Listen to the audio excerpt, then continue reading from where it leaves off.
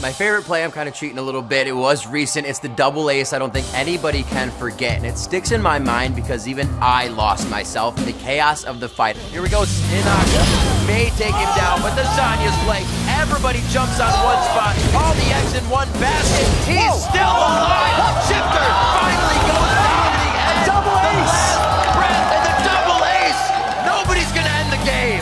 And I didn't know who was dead, how they were dying, where it was going until the dust kind of cleared, and then you saw that everybody was lying on the ground and nobody was there to win the game. And welcome back to the North American LCS Spring Playoffs. I am Trevor Quickshot Henry alongside Joshua Jatleesman and once again, of course, Saint Vicious. We're just minutes away from our next matchup, Dignitas versus Curse. But real quick, I want to check in what you've been saying over at Twitter. Earlier today, we asked you, who is the most clutch player in the North American LCS and why? And here's what you guys had to write. From @CaptainCorf, it says Reginald. This dude didn't play for months, then he comes back from retirement and stomps. It's the definition of clutch. Jat, what do you think? I'm not sure what the definition of clutch really is, but that was a clutch move for him to come in. They had a better winning percentage, actually, with Reginald than with Bjergsen. He got himself week Really? 8. I didn't know that. And week 8 MVP as well, if I remember. Yeah. Yeah. So anyways, thank you for that one. Fancy stats. Next one from @HannahFreiberg. Afromu, he's shown how a support matters in game and how to engage in the right moments. He's the definition of a support carry. Saint, what do you think of Afromu? I think the thing I like about Afromu the most is not only can he play those big playmaking jungler, or big playmaking supports like Thresh, but he can also play Lulu. Like you saw in that last game, did great. Yeah, very good play. Next one from @NSCUWolf. The most clutch player in the LCS is probably Cloud9's Meteos. Those turnaround ganks have rebounded Cloud9 on more than one occasion. And what do you think, Chat? I mean, one thing I'd say more about Meteos is he's unfazed by a lot of these things. He'll just continue to do his plays no matter what. He's like a machine created by Lemon Nation some of the time. And clutch play sold the Nexus. He's pretty non-phased by a lot of things, even in interviews. Pretty blasé, laid-back dude. Anyways, thank you all for the responses. Keep them coming. Tweet to us @LOL Esports and remember to use that hashtag LCS. Now, we've heard who you think the clutch players are, but Dignitas is bringing Scarra back to the fold at a critical juncture. With so much at stake, Scarra says he's ready to leave it all on the Rift. Scarra's back. Now we're going to win. It just makes me really glad to have Scarra back. I was actually excited that Scarra's going to be back. I'm really good friends with him, and I think he's a good player. I get a phone call from management, and so he pretty much told me, like, look, I'm back on the team. The first thought I was like, how badly could the scrims have gone? The team as a whole, like, we know we have a week to practice with Scarra, so we're just going to go hard and just kick some ass. I found out that I was off the team a couple of weeks ago. Honestly, I accepted it pretty quickly. I knew I had been underperforming quite a bit. I was not confident in myself, and a lot of that just stemmed from the fact that I had multiple barriers mentally that I was struggling to overcome. Early on, I felt terrible about what happened. He was pretty much plucked out of his mid lane position and stuck into coaching just out of the blue. He's pretty much the person that got me into competitive leagues, so seeing him go made me like a little sad, honestly. Even though I don't like to admit, like, oh man. The best thing about the movement to coach wasn't just like that I could overlook the players or any of that. It was mainly that there's a lot less pressure on me to do anything.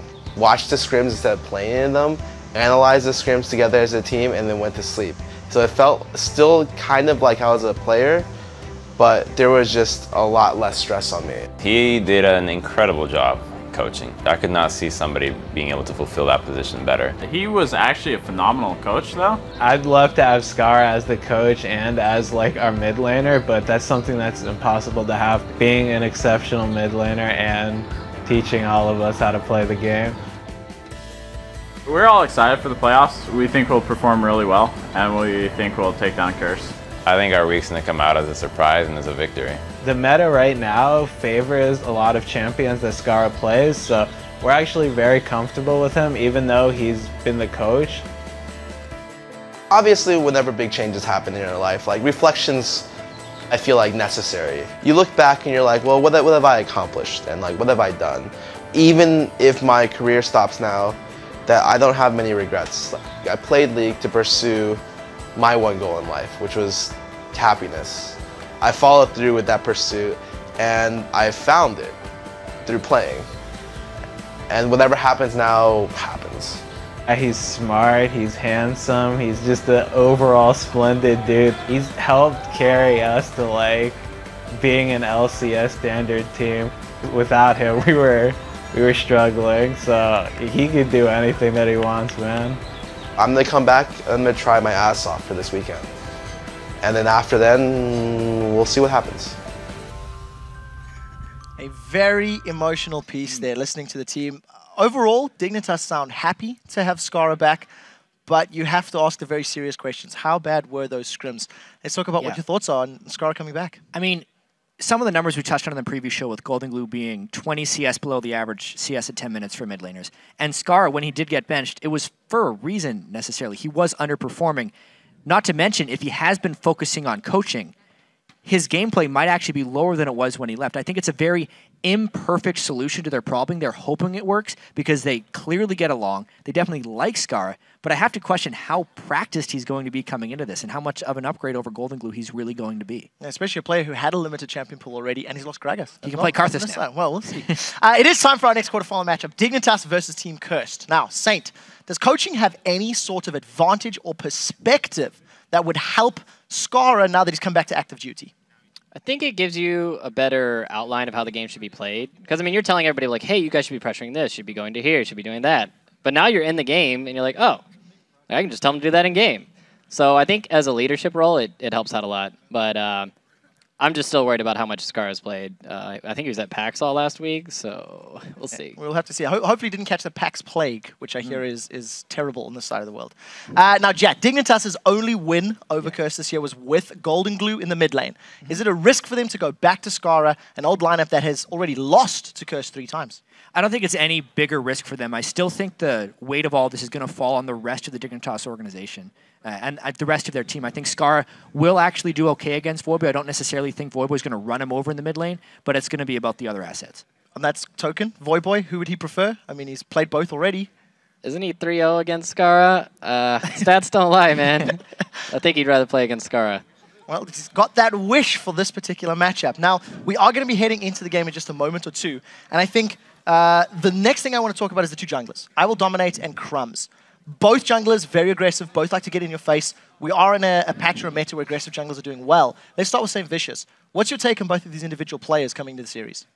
To be honest, I think it's as far as relative skill and play style, I think they're dead even. I think that you're not going to find as close of a matchup between junglers in the LCS across any region. And I also think that both junglers are people that are going to have the best grasp of how the Feral Flare should be used in the new jungle.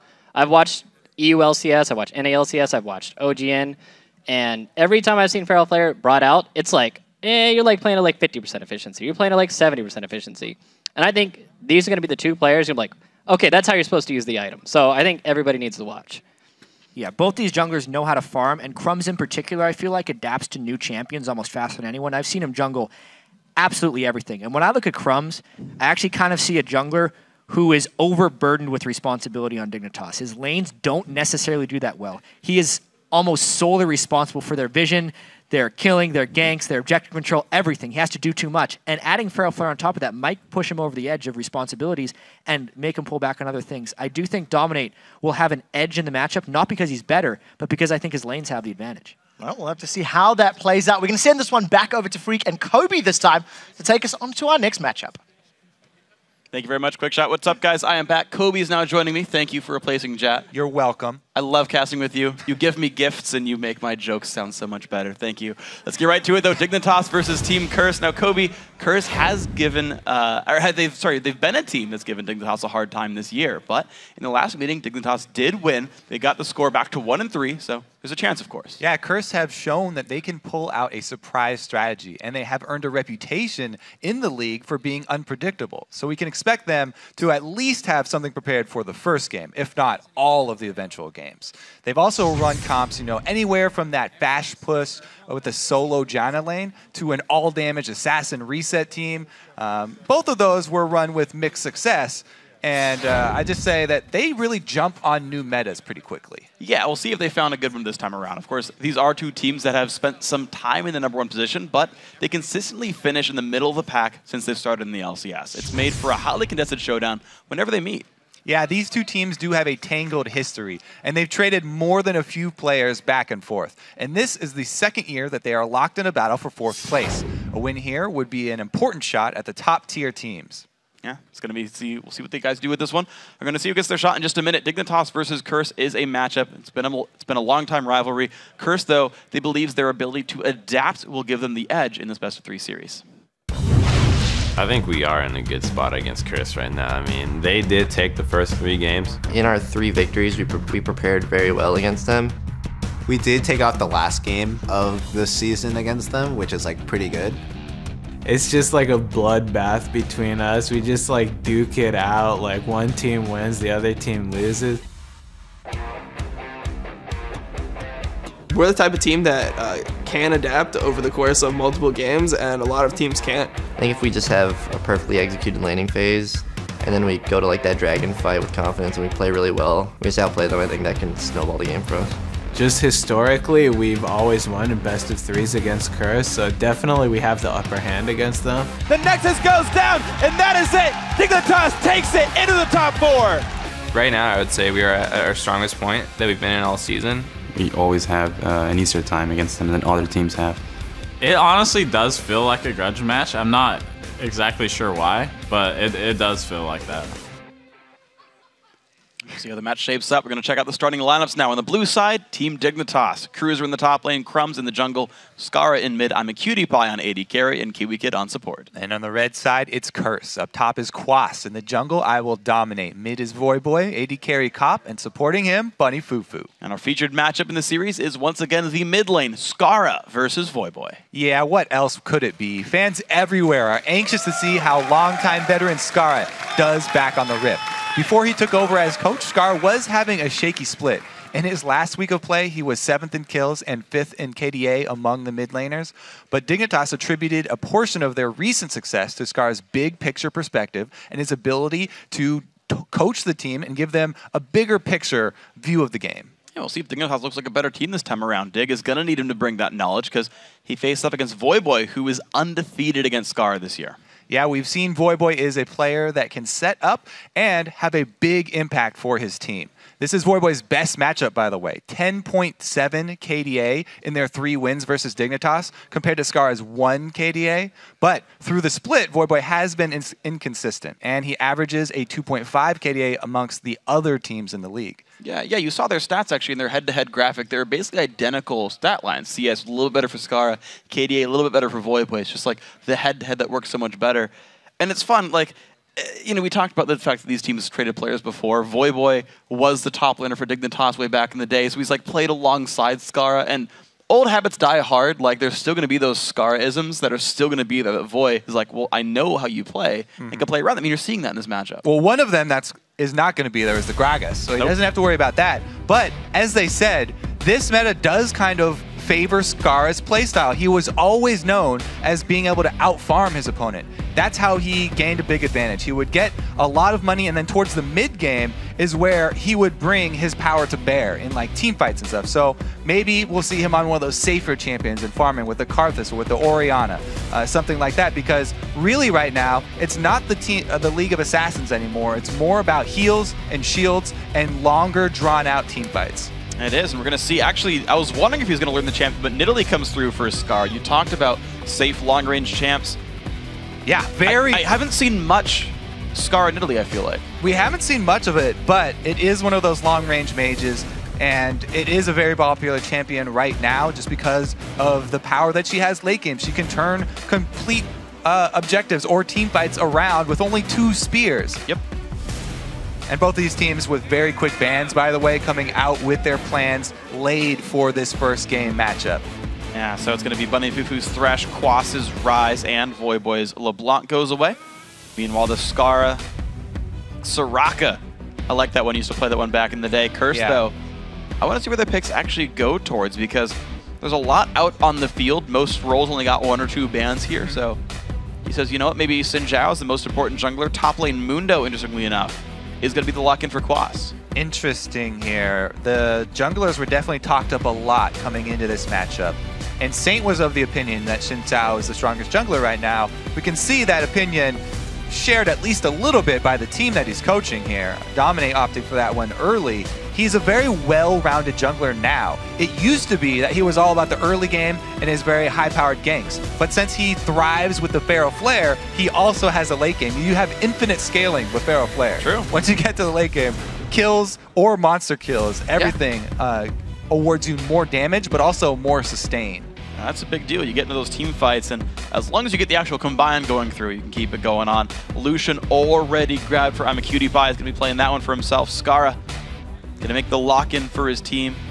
Yeah. And support for KiWiKiD. No surprise there. No surprises for the duo there. Lock-in from Dignitas. We've seen so many big plays from KiWiKiD when he's on Annie.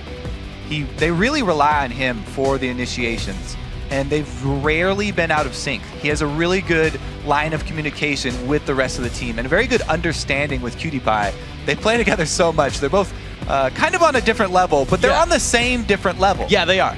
They have their own sense of humor, and it's wonderful and magnificent. And as long as they both get along, that's perfect. Yeah. Now, the other thing I really want to talk about is the heal on Mundo. Heal, big buff to Mundo in the current state of the patch. I think that he's going to stick with this heal teleport combo, so he can remove any ignites. I don't expect to see ignites from Dignitas, but he can remove any sort of healing debuff that way. And the move speed bonus makes it a semi-escape and a semi-initiate for him too.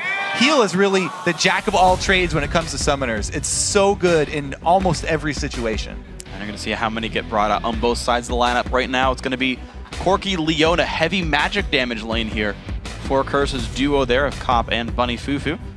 With Thresh banned away, he can't play his most played, his favorite champion, but should be okay, hopping with the power of the sun. Yeah, it actually used to be used as a kill lane a long time ago because he can proc her Sunlight's proc so easily, and the burst damage is there even before level 6. True.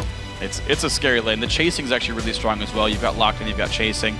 It's going to be tough to play against. And honestly, like Annie versus Leona is a bit difficult for Annie because you can't like burst down the tank in the front lines. You can only hit the escapable Corki. And the main thing that they're looking for with that Leona is long-range engage for Nidalee. Whenever you're going up against Nidalee, you have to be worried about the end game. You want to be able to close distance. Leona is great for that. So we'll have to see if there's some sort of answer from Dignitas, maybe an early Crucible from them. I don't think that they can go that way, though, having locked in Annie so early, who really favors that move speed and the talisman. True. Have to see where KiWiKiD actually decides to spend his money early. There's two pretty good options for him to go with. Yeah, the only real disengage tool is the fact that you can maybe drop a cocoon down and then like Tibbers hopefully locks down the front line. Yeah, you exactly. Hope that works out. That's why, I mean, there's a lot of pressure on KiWiKiD here to deal with the hard engage. It's either going to be cleansing someone or it is that speed buff that he's going to try and provide.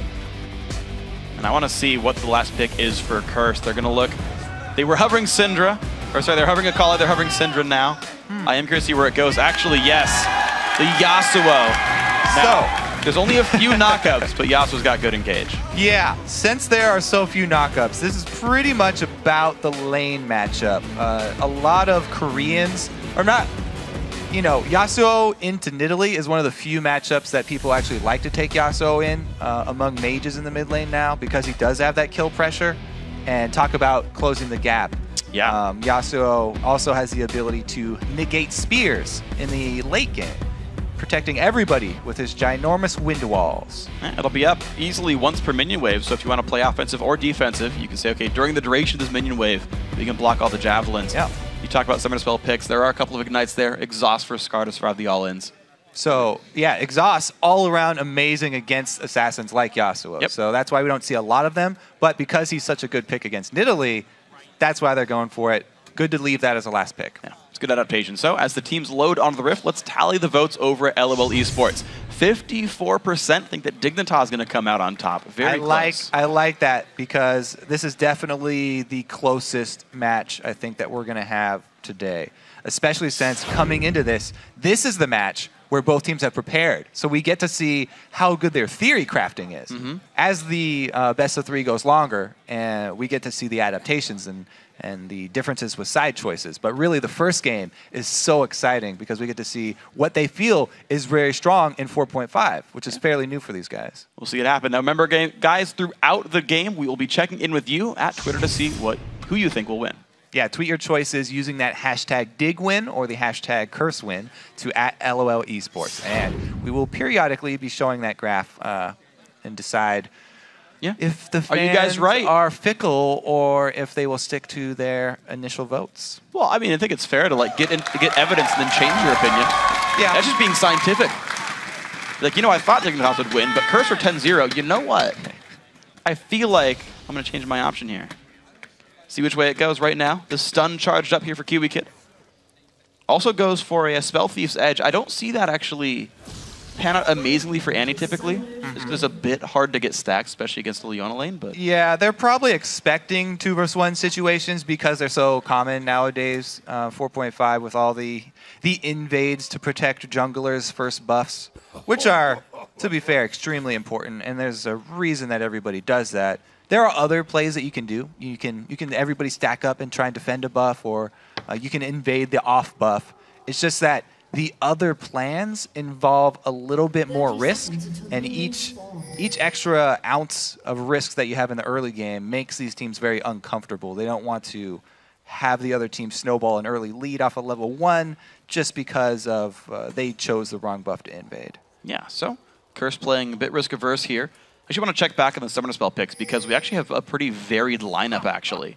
So as per normal, everyone's running Flash, but it's two exhausts here for Curse. Mid laner and support running exhaust, primarily for the Jax, I'm guessing. Scar running exhaust for Voyboys, Yasuo as you talked about, but Ignite for KiWiKiD. So kill pressure here in this bottom lane. Yeah, he actually is opting with the old Summoner Spell, Ignite. It got a little buff as well. You got to give him some love. You can get vision of people if they go into a bush, whether Ignite, then you will continue to see them. Ignite? It's I'm going with Wombat on that one. Ignite, all right. It's fair enough. Gonna make a sweater. All right, so the buff trade here, this is the new normal start for everybody. And it looks like it will transition into that 4-man level 2 lane push. Yeah, the double jungles coming out from both sides. Slightly different looks for the two, though. So, ooh, Shinsao going back to get his buff. Yeah, exactly. IWillDominate soloed his own buff, got level 2, and he's going to grab his own red. Meanwhile, Quas is just taking the white by himself. I guess he's not going to recall backwards because, again, it's a 4v0. I guess he could just regen without it. And then they'll group up for the 4-man push. Meanwhile, it's the duo jungle here for the Dignitas group. Yeah, so Dominate had a longer path to walk, but he is going to hit that level 3. It looks like Mundo actually trying to do some jungling of his own. So they're on the top lane. That turret has the champion reduction. And they're also taking the longer route. So Dignitas are by far going to have the lead in the turret rushdown. They've just gone with the level 2s, whereas Dominate here, teaming up with Quas for the double golems, has hit that level 3.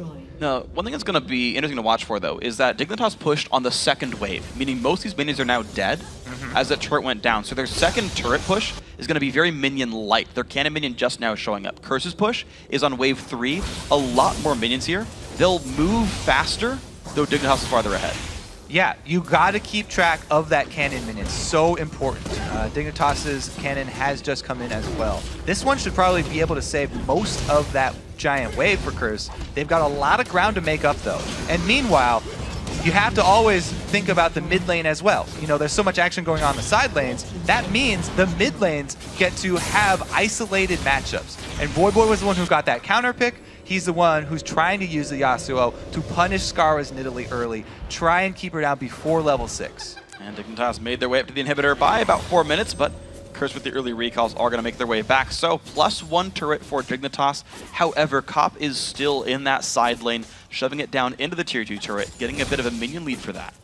See how much that pays out. Noting the Curse back time here for Voyboy. He's timed his back. When everybody goes invisible from the bottom lane push, he does not want to be one of those mid laners that gets ganked. He's a melee champion. He usually has to be fairly far up in that mid lane, and we've seen several mid laners since the inception of this new meta be ganked by surprise support ganks mid or something after they're done pushing.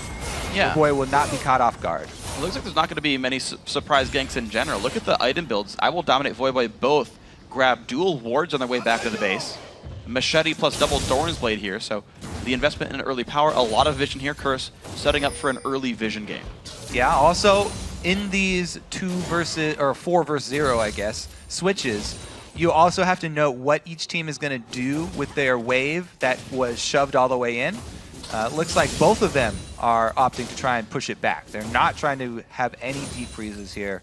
Dignitas, they at least have one extra turret to fall back on for Jax, and they're happy to funnel all of their extra side lane farm into that Jax. They want their solo laner to be more of an impact towards that mid game, because if they do not have him with that teleport, then they're going to lose out on the first dragon. KiWiKiD already killed one of the pink wards, but walked right by the second. So Curse invested 200 gold, lost half it. Dignitas talked about what are they going to do with the big wave. They move up top. They get the early positioning here. All right, well, Cop saves him with the Summoner heal. He might have been okay anyway, but Summoner burn just to get him out of there quickly. 3-man defense up here. Quas pushing the bottom lane by himself. Cruiser will TP down there to defend. Scarra and Voyboy in a battle. Level 5 versus 4, actually a bit of a lead there. And look at this swing from Dignitas. They send everybody up top to make Curse react to them.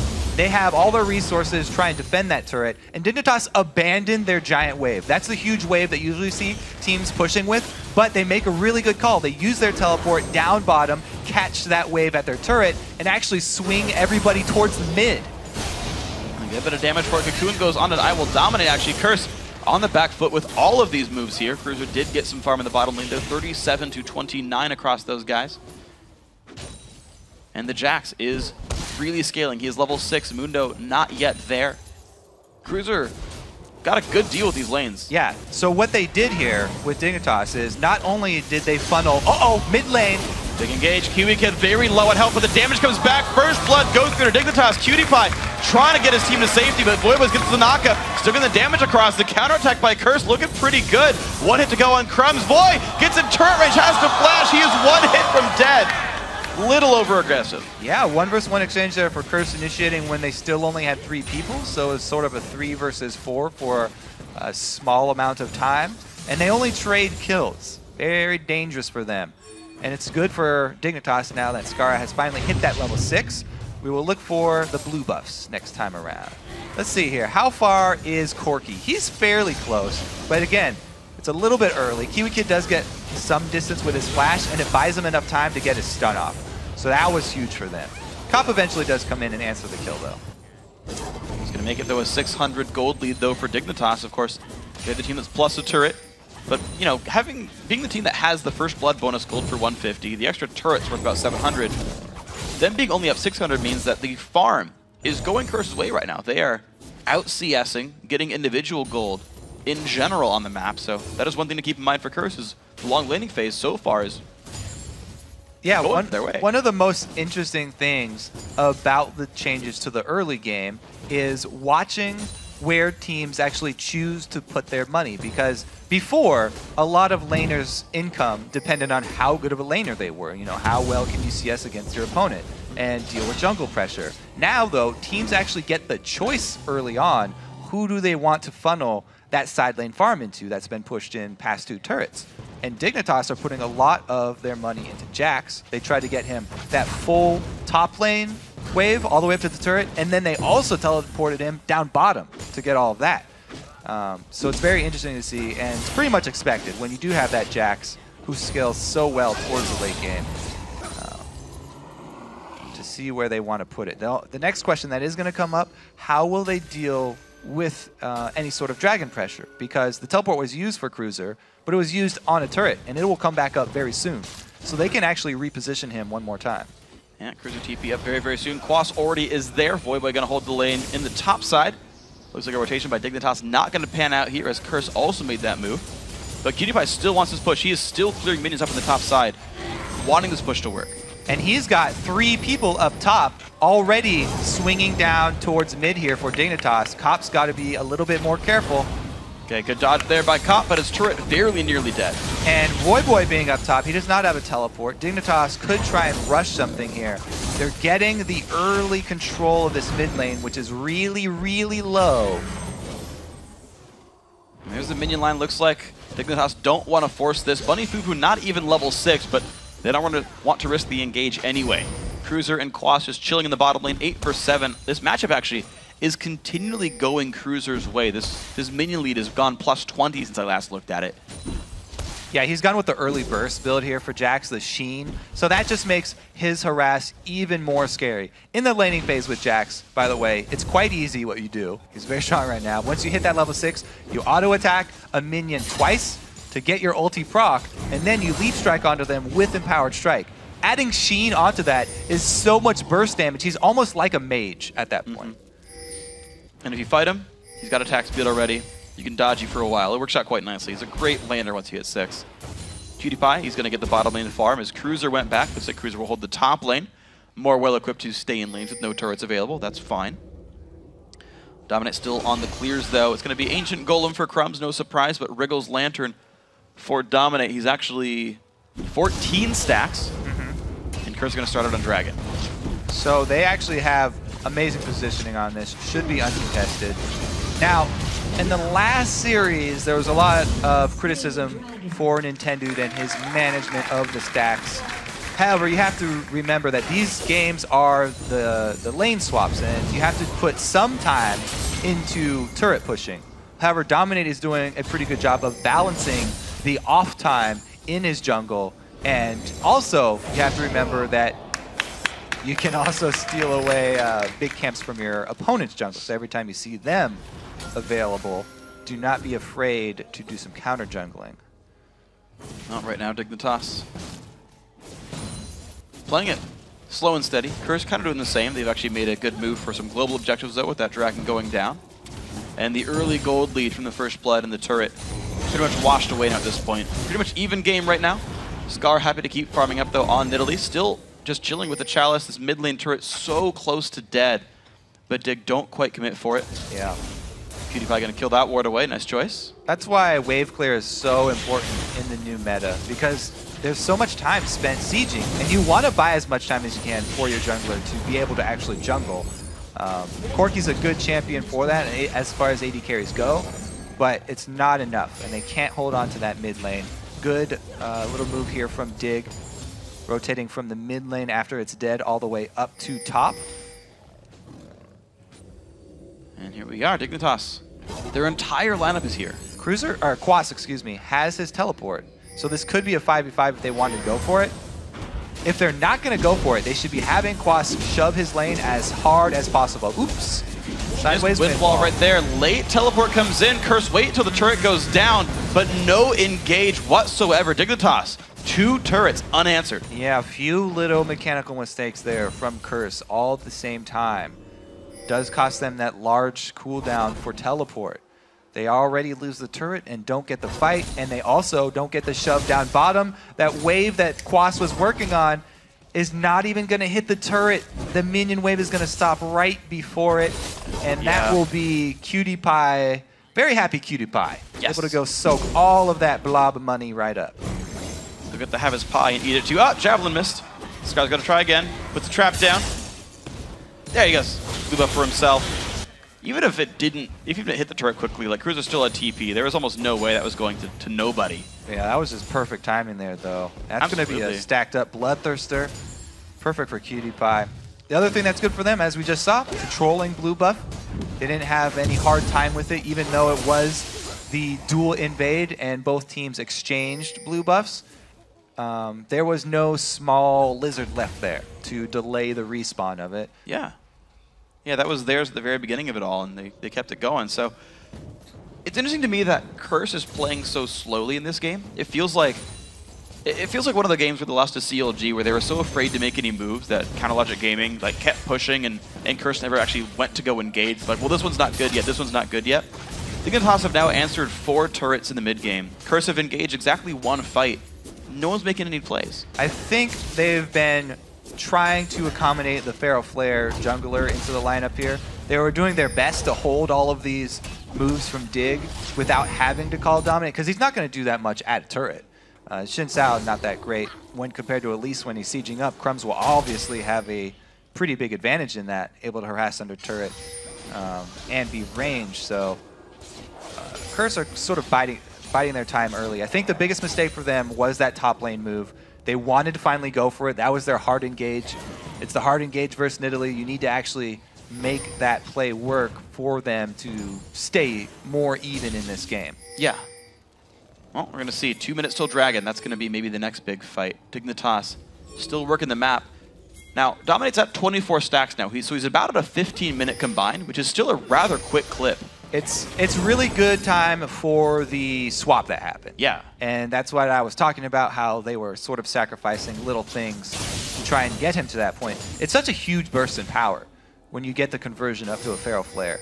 Because then not only will it stack with the monsters, but also the kills and assists. And the sustain with Xin Sao is amazing. If he builds one defensive item after this, then he will be a fairly effective tank, as long as he's able to continue attacking throughout the fight. Okay, well, here's the test. Curse, they've got nothing else to wait for now. I feel like Jax would likely outscale Dr. Mundo. I mean, Yasuo's always going to be great, but with an exhausting enemy team, you have to question how often do you have to fight to make that finally pay off. Scarra, of course, with the Athene's already done. Interestingly enough, actually, doing Athene's versus a physical damage mid laner.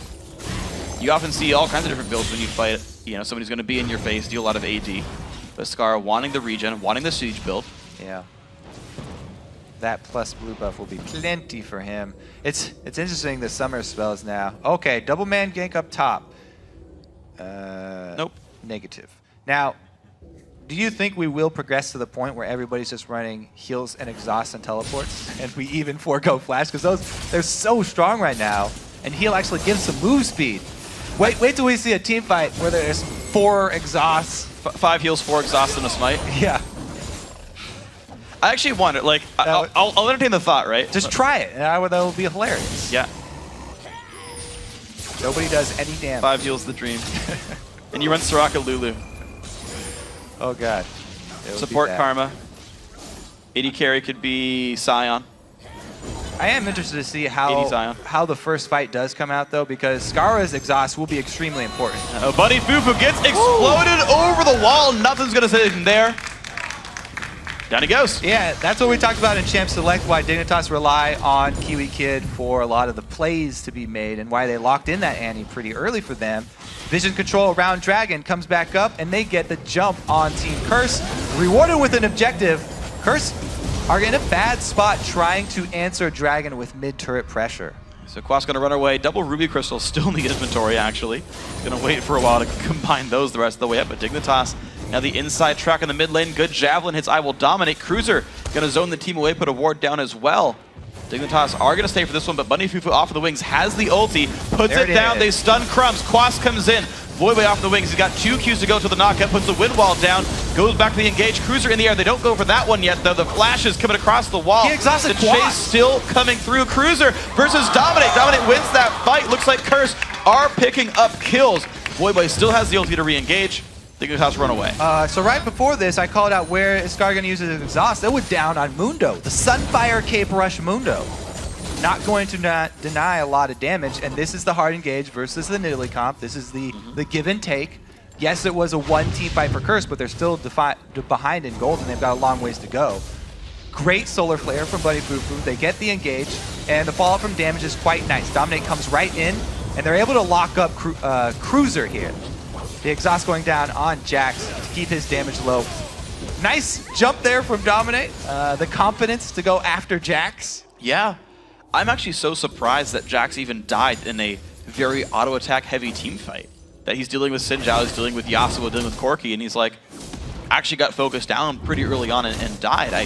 I'm surprised that a champion who generally excels at not getting auto-attacked was a target and didn't fall. The double heals also did a lot of work for Curse there. Quas, as we said on Mundo, bringing even more to the team fight because he is running a heal. Yeah. And I mean, he's going to get Spirit Visage very soon. He's started the recipe on that one already. Like, we saw the difference between Flash and heal. This is why I'm bringing up the point of actually dropping Flash, which is nobody has done in a very long time. We saw in that team fight, Cruiser uses his Flash. He flashes out of the fight, but he still dies because Dominate can follow him. But to be fair, Dominate flashed. Whereas Quas was able to add healing for everybody. So yeah, the answer to Flash, more flashes still, so probably won't see it drop off, but I do like the move on Mundo. Just bring teleport. It's like a longer range flash. Well, he's got that as well for you. Yeah. There you go. See? Made it happen. Replace that summoner. Heals to stay. Flash is optional. Ooh, gets it right in behind that minion. And that's before any magic pen or the completed death caps. That will get scarier. Scarra doing his piece-by-piece wave clear, sniping out some caster minions. Pink ward coverage for Dignitas. Looks like Curse is going to let him have this one. Quas on the top lane. Uh-oh, getting a lot of damage onto him. Bursted down. Cruiser gets the kill credit. 3,000 gold to Dignitas. Now that's going to give them control of this top lane. They also have a wave coming in, and Nidalee has blue buff. This is perfect scenario for Dignitas. They would love to siege up at this outer turret here and throw spears for as long as they can. Well, I see how well Voyboy can try and protect this with his wind wall. Looks like they don't even want to get close because the dive would be very, very, very real. It's true. It's 4v5 without any kind of a big front line. Dignitas going to stay, take the damage for it. QTPie picks it up. 5-1 in turrets now. Dignitas well winning the objective game. And they also run right after that turret goes down because they just saw Quas come up and his teleport is available. They did not want to get another solar flare locking them down. You know what's interesting about the way this is playing actually is Dignitas have forfeited the last couple of dragons. They're only playing when they get the damage in, when they get the picks. But it's interesting, if Dig keep forfeiting dragons, they have to push quickly because they're basically getting 1 to 2 turrets per dragon that Curse gets, right? And if they can keep that pace, they'll stay ahead in gold. Uh-oh, KiWiKiD might get turned into a smoothie there. IWillDominate going in, 1 hit to go, takes the solo kill. That was nicely done. Yeah, he might have been able to run a little closer towards Scarra, but KiWiKiD was pretty much dead there. Now the dive could come from Curse. And we go slow in from Quas. Scarra has nowhere to go except backwards. 1 more hit, puts the exhaust down again, and he goes down to cop another kill now. Curse keep finding random kills and getting their sieges off that. Yeah, not only did they get that solo kill, but also the exhaust is going to be down for the next team fight. Meanwhile, dual push here from Dignitas. That TV's going to stop. He killed the turret. There's no defense right now. QTPie can keep going. Yeah, though you want the reduced cooldown by teleporting to a turret, you have to use it on a minion because they can't actually kill a minion. The turret can go down. QTPie with a great job, no fear, is able to get the top turret. It's 2 for 1 for Dig here as far as the pushes are concerned. Will QTPie stay? It's going to be a bad fight. He'll die if he stays for it, most likely. He's going to try to make his escape now. A little bit low on health. Dashes away, gets rid of the slow, but Quas, I don't think he's going to be stopped. Yeah. QTPie is trying to run over to Jax for some support, but Cruiser. Summoner heal comes out, the dodge. They get the inhibitor, actually. Quas, now she forced to defend against Cruiser. QTPie gets away, but he's getting chased by Curse right now. Yeah, Cruiser runs the opposite way. This is a great strategy here. The crisscross from Dignitas. Oh, they get QTPie out the bottom and Cruiser up the top here. Voy doesn't have boots. He couldn't chase down against Lucian. Static Shiv, not as good as boots do. Oh man, the switcheroo there from Dig. What a beautiful play from them. Double inhibitor take versus mid inhib being down. What a counterattack. Dignitas continuing to out-strategically play Curse. Yeah, that was amazing. Scarra gets dove mid, and Dignitas make the call to push both sides, gaining so much more than Curse. So now, Curse, how well can you hold on to these minion waves? Because there's a bunch of gold flooding in. There's 2 basically one-sided minion waves that Curse can farm for XP and gold. So how well does Dig siege mid? How well do they control Dragon and Baron? Or can they siege off the super minions? I don't know. That was just such a huge swing in power in the last 2 minutes. Curse didn't even get the middle inhibitor after taking down that inhibitor turret, since they all were trying to cut off both members of Dignitas that did the pushing. So much momentum there for Dignitas. We're going to see another objective go their way. So, 3,000 gold. Interestingly, the gold is actually incredibly still close between these 2 teams. Dignitas up 3 turrets, but the kills are close, right? Minions going back and forth. I'm amazed like how much it feels like Dig are able to create these advantages on very similar powered teams right now. Yeah, well, it's not like their power is going to fall off either. They've got the Jax and they've got the Nidalee. Like, they are very happy going towards the late game with 2 inhibitors down. They can even, you know, do sneaky Barons. It's a Trinity Force Blade of the Ruined King Jax. He can do a duo Baron, and they can control mid lane with a blue buff Nidalee. So there's so many options now for Dignitas. Yeah, well, right now Dig are sweeping away the wards inside of Baron, but there's one to the left that they don't see right now. Quas still holding down to this bottom lane, a giant wave up in the top as well. And Dignitas are going to start this one out. Cruiser's going to get seen, I think, going in towards this. Not sure if that outer ward. He did a ward hop to it, so they might have got a glimpse, but 2 inhibitors down means there's so much pressure. With the other 3 members of Dig zoning, I don't think there's any way that Curse could actually face check that without terrible results. Yeah, you're right, Curse aren't even going to try. Quas actually back to his Nexus turrets defending. Baron goes down to Dignitas. 4,000 gold lead, 2 of 3 dragons, the only Baron, of course. And they can make that siege even better next time. Yeah, this is going to be a pretty strong push from Dig here. This might be game-ending siege. They've got that purple and blue Nidalee, and Jax, once he gets Baron buff, is ridiculous, benefiting from both the AP and the AD that it gives. This should be Dignitas making quick work of the mid. It's going to take a bunch of damage. All of Curse will converge when they can. Voyboy not going to win wall that yet. So here's what's going to happen is Curse is going to have to make their last-ditch effort here. They have to go for a hard engage, and they have to try and burst down Dig before the dual lines of super minions come in. If they wait, then they are pretty much screwed. Well, Bunny FuFuu just took a giant javelin. He's forced to disengage. Turret goes down. Curse stuck in their back of the base. Now 3 inhibs are going to fall. Dignitas. Right now, they own Curse's base. Yeah. Still a 5v5, but there's minions coming in. Dominate takes another javelin. Top inhib respawns. It's going to be the engage. Dominate gets the knockup. Here comes the fight. Dominate goes down, though. So far, 5v4. Solar Flare comes in a bit late. Cop still putting in damage to the back lines. KiWiKiD finds a second, though. He finds a third. It's going to be Curse getting routed in this fight. Bunny FuFuu also going to go down. 26.5 minutes in. Dignitas find their big break. Turret number 1, turret number 2. Going to be the Nexus. 1-0 Dignitas. I think Dignitas showed a very good handle on the 4.5 changes here. They punish the Feral Flare play correctly. They get very early pushes going, and they continue with the pressure onto the turrets, always swinging back and forth from top to mid, and using their teleports very effectively. You have to commend Cruzer for his use of the teleport, getting a lot of farm on Jax very early so that he got to that threatening point very quickly in the game. Yeah, and I gotta call back as well to Coach Scarra. Oh, look how happy he is. Yeah. Everybody, all smiles. I mean, KiWiKid's literally always all smiles, but Scarra, definitely the rest of the team, happy about that one. But the Coach Scarra point, though, the double inhibitor take was just such a swing in that game. That caused the end game. And it was Scarra being the martyr for that play, too. Exactly, yeah. But that's the thing, right, is like, right, Scarra had those 3-4 weeks back as a coach, right, watching the scrims, informing the team. Again, all his teammates saying they loved how much Scarra's tutelage helped them. And then they get the shot call to be like, yeah, you guys push those sides, right? Just the clairvoyance there to say, yeah, go for these. And then once those fell, it was just step by step till Dig won. Yeah, how important is that macro game perspective? Extremely important, especially with the new changes that have come here. Yep.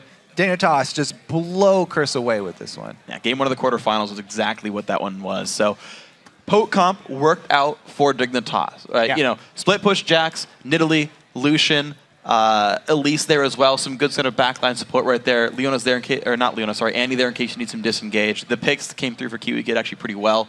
Curse tried the hard engage. They had Yasuo to follow up on the Xin Zhao, to follow up off of Leona. Didn't work. Curse found so few fights. I think there were, what, 5 kills all game with a hard engaged team? That's rough. I think the draft phase is going to have to go better for Curse next time around because giving up Jax and Nidalee, those are both extremely high priority champions right now. I don't see anybody giving those 2 champions away again. I mean, remember back to the split where Coast, they won all this, like they won a streak winning with Jax and with Nidalee. Yeah. Just extremely strong combo. Good thing to watch out for, guys. But for now, we're going to throw it over to the guys at the analyst desk to break down Dignitas' first win of the series. Thank you very much, Freak. And it was a good game from Dignitas, swinging, coming out the gates with Scarra on the lineup. First pick Nidalee. I want to touch on what Kobe was saying right at the end there. Dignitas got both Jax and Nidalee. As soon as Nidalee was locked in, we were discussing how hard engage is one of the best ways to deal with the Nidalee. There was a Leona fairly on, a Yasuo. I mean, I think Curse had the tools, but they just couldn't stick to Dig long enough. Yeah, I think they had a good ban pick phase. I think that they had the team comp they wanted to play against Nidalee. It's just people weren't hitting their abilities, and they got out-rotated at the start. You saw they took the 2 turrets to 1, and just Curse looked behind the entire game. It just looks like nerves almost. Quas was behind on CS, and people are just missing skill shots. Like that Leona engage at the top lane is the most critical point of that game. Because if that engage hits and you get off even one kill, you can start pressuring other lanes. And just people missing skill shots. I think the one thing we underrated when we were previewing this game is Scarra's experience. A lot of these guys on Curse are coming in for the first time. Quas never played in a playoff game. FuFuu still new to the LCS. Those guys kind of folded under the pressure, and even though Scarra didn't have a great game, he didn't choke, right? He played solid enough on Italy to just let the game happen. Yep, he showed up, did his job. I mean, he didn't really have to make any flashy or clutch plays. Like, hey, I'm here, I'm throwing spears and healing. The clutchest play that he probably made is when he died in the mid lane because he distracted them long enough to kill 2 inhibitors. On the same token, the decision-making from Dignitas seemed to be very smart. They, as we talked about, they pressured the side lanes. They kept Curse sort of on the back foot, and every time Curse did engage, as you're saying, it didn't connect well enough. So talk to me about the map pressure that Dignitas was creating and moving around the map. Was it what we expect on 4.5? Where does it rank in terms of overall map movements in contrast to the previous series by CLG, for example? I mean, it looked pretty similar to how CLG was playing, but I'd say it's more mistakes by Curse that it looks so good because they weren't ready and waiting to kill people when they were trying to deny them vision or putting wards in. When you're putting wards in people's jungle, you're going to expose yourself. You have to blindly go into the jungle, and you can face check the wrong brush, and you can just get instantly killed. And because Curse was just behind on that, and not ready and waiting, and not ready waiting to get the picks, just nothing ever happened, and they just slowly lost, and they bled out. Yeah, as far as it being a slow loss, I think it was more about just one really bad set of errors that was too much to recover. That didn't help either. Well, I'm going down. I'm happy you bring it up because that's actually the replay that we've got. Let's pull the replay up onto your screens. Before the inhibs go down, it does actually start with Curse getting some kills. So let's roll this replay through. Jat, talk us through this mid-game fight to at this point, Curse has been waiting so long to try and find an initiation. When they want to get Scarra, they just all pile on. But think about where they actually had to commit here. That's 5 people strong to get 1 kill on an Italy in between turrets. And when they go that far, even recalling in between turrets is impossible. So the earliest they could have gotten back would have been Quas teleporting to a minion. But as Saint pointed out earlier, he actually teleported to a turret, which went down, which delayed his back even farther. And at this point, because they had dove so far through, the backup just didn't arrive for the rest of Curse. And Quas, there's not much more he can do on Tank Mundo when there's 2 damage dealers killing inhibitors. Yeah, I think getting greedy for that teleport was really big. Yeah, it cost him not only top inhib, but bottom inhib too. So just can't be greedy with the summoners. 22 minutes into the game, super minions down both lanes. Outside of Curse overcommitting in the mid lane, who needs to get their targets aligned? We talked about in the previous game, they tried to find engages. They had an engage comp. They over-aggressed on the engage. How do they fix this now? I think we just need to take a deep breath and just play it out. I mean, that game literally just looked like nerves to me. Yes, Dignitas had a really good early rotation. I loved what they did where they're like, oh, well, you know what? I'm not even going to get level 3. I'm just going to go start pushing a level 2. Like, what are you going to do about it? And I really like that play. But I think that Curse could have stabilized after that. And it just, nobody was on point. Nobody was being proactive. They're just waiting. They're being reactive rather than proactive. Anybody outside of Scarra and Dignitas' side that stands out in your mind? We talked about Crumbzz in particular. Yeah. He picked up Elise again. Elise has fallen somewhat out of favor in recent weeks. Did a pretty good job overall, but I mean, what do you think of his performance and his map pressure himself? As long as Crumbzz is still in the role that he was in mid-season where he's making the majority of the strategic calls for Dignitas, he played fantastically. Just knowing where his minion waves were and when Dignitas did that 2-man off the side push, because honestly, that decision, those 2 minutes, decided the game. It was anyone's game before that, but because the minion waves got out of control, because they had 2 split pushers going at the same time, they were just in a position to win. And because Curse dove in on them, I mean, that has to go to IWillDominate there. Or no, the other way. Other way around. Now, on the topic of IWillDominate, on the side of Curse, picked up the Xin Zhao, got the Feral Flare, sort of mid-tier from what we've seen of the games today already, but a lot of Feral Flare junglers. Xin Zhao didn't do a whole lot to defend against that very map strategic push. Does IWillDominate have other champions in his pool to maybe help counter if Dignitas do the same strategy or same style of play? I mean, he definitely has other junglers he plays. Like, he's played junglers that aren't Feral Flare before Feral Flare got introduced, so of course he can play those champions. But I don't think that the champions are going to be... I actually like their team comp they had there. I thought it would have been really great if they just got the picks they needed. They just need to start going out and being proactive. They have to go do stuff rather than like, hey, like you're taking our turret, like maybe we'll show up and watch you kill it. Oh, it's dead. Like, all right, we'll see you at the next one. So hopefully they can avoid it. Yeah, I actually feel like that's kind of been Curse's weakness all year, though. Whenever they've been losing, we're always saying they need to go do something, and oftentimes they just let the game lose around them, which is why I feel like they're strongest when they run the hard initiation compositions because it lets them pull the trigger. But they weren't pulling with the right time because of nerves, so they were kind of inactive with the wrong type of team composition, and it's got to be the nerves. Yep. Well, we'll have to see if they can fix it going into Game 2. We do have to take a very quick break, but there is still more LCS action to come. As we've mentioned, when we return, this Game 2 as Curse takes on Dignitas, who are one game away from securing a spot in the semi-finals. Keep the browser where it's at.